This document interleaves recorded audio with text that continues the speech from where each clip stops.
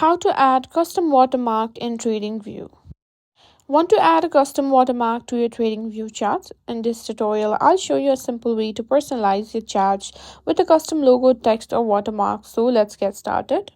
First things first, open your TradingView app, or you can go to the TradingView website as well. And simply go to the text arrow at the left sidebar.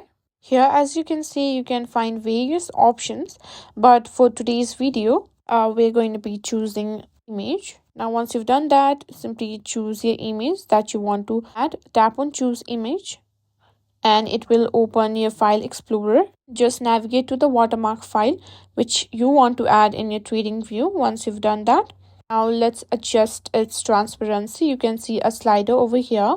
Just put it down so that you can make it a little bit transparent, as we're going to be using it as a watermark. And that's it. That's how you simply add a custom watermark in TradingView.